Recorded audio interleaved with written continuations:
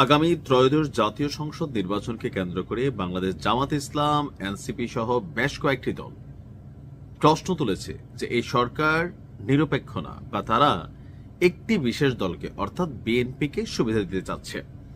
তো এ নিয়ে ইউরোপীয় ইউনিয়নের মতন যেই সংগঠনগুলো আছে সেখানেও বিচার দেওয়া হয়েছে। এর মাঝখানে গতকালকে আমাদের প্রেস সচিব শফিক তিনি হঠাৎ করে বললেন যে এবারের নির্বাচনের ফলাফল আপনার জানাতে দেরি হবে। কেন? কারণ ভোট গণনা দেরি হবে। তো ভোট গণনা কেন দেরি হবে? অন্যান্য বছর বা এ পর্যন্ত বাংলাদেশের জাতীয় নির্বাচন যেটা হয়, জাতীয় সংসদ নির্বাচন, তো সেখানে আমরা তো সবসময় দেখছি যে নির্বাচনের 24 বা 36 ঘন্টার মধ্যেই, বেশিরভাগ সময় 24 ঘন্টার মধ্যে হয়ে যায়। তারপরেও ক্ষেত্র বিশেষে হয়তো 2-4 ঘন্টা এদিক সেদিক হয়েছে, অথবা এর আগেও সারা বাংলাদেশ থেকে নির্বাচনের ফলাফল চলে আসে যে কে কোন আসনে পাশ করেছেন। তো এইবার কেন? আসুন দেখি কেন। তবে এর সাথে সরকারের একক কোনো সম্পৃক্ততা নেই বলে, বা কোনো দলকে বিশেষ গোষ্ঠীকে সুবিধা দেওয়ার জন্য ভোট গণনায় দেরি করা হবে না বলে জানিয়েছেন। প্যাচটা হচ্ছে অন্য জায়গা। আপনারা সকলেই জানেন যে এবার জাতীয় সংসদ নির্বাচনে মেইন ভোটের সাথে আরেকটা ভোট আছে, সেটা হচ্ছে গণভোট। হ্যাঁ ভোট, না ভোট। এখন এই যে হ্যাঁ ভোট না ভোট যারা দিবে তারাই কিন্তু জাতীয় সংসদ নির্বাচনে ভোট দিবে। অর্থাৎ একজন ব্যক্তি এবার ব্যালটে 2টা ভোট দিতে যাচ্ছে। তো সেই ক্ষেত্রে ভোটের সংখ্যা হয়ে যাচ্ছে কি দ্বিগুণ। অর্থাৎ অন্যান্য বছর যদি কথার কথা ধরেন বাংলাদেশে জাতীয় সংসদ নির্বাচন হয়েছে, তখন সেখানে যদি 10 কোটি ভোট পড়ছে, এবার পড়বে 20 কোটি। মানে একই ব্যক্তি 2টা ভোট দেওয়ায় ভোটের সংখ্যা বেড়ে যাবে। এর পাশাপাশি এই প্রথমবারের মতন জাতীয় সংসদ নির্বাচনে আরো একটা সিস্টেম কানেক্ট করেছে নির্বাচন কমিশন, সেটা হচ্ছে প্রবাসীদের ভোট, অর্থাৎ পোস্টাল ব্যালট ভোট যেটা। তার মানে বিদেশ থেকেও একটা ভোট আপনার বাংলাদেশে যাচ্ছে।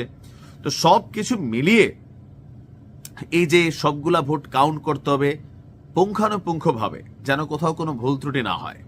সো একের জায়গায় এটা হয়ে যাচ্ছে আড়াই। এই কারণে বললাম যে প্রবাসে হয়তো 1 থেকে 1.25 কোটি ভোট, আমি জানি না সবগুলা ভোট যাবে কিনা, তারপরে ধরে নিলাম 1 কোটি ভোট, আর দেশের ভেতরে থাকা জনগণের ভোট। তো সব মিলিয়ে বিগত সময়গুলোর তুলনায় সরকারকে এবার 2.25 গুণ বা 2.5 গুণ বেশি ভোট কাউন্টিং করতে পারে। এতে সময়টা আপনার লম্বা হবে। আর সেই জন্যই প্রেস সচিব শফিক বলছেন যে এই বছর অনেক কিছু নতুন নতুন পদক্ষেপ নেওয়া হচ্ছে। আমরা চাচ্ছি যে খুব ভালোভাবে ভোট গণনা হোক, সেক্ষেত্রে কিছু বিলম্ব হতে পারে ভোট গণনায়।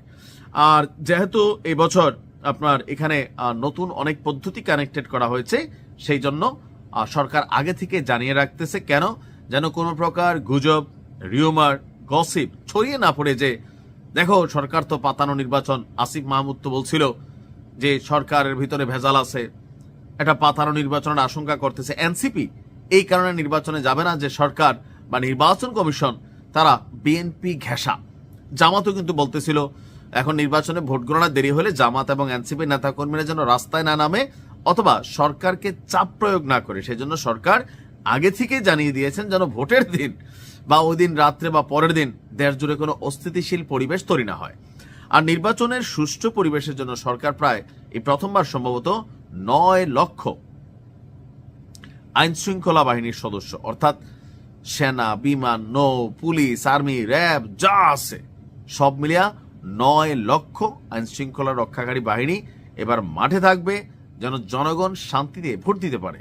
তবে কতটুকু পারবে সেটা হচ্ছে জনগণ ভালো বোঝে, সরকার ভালো বোঝে।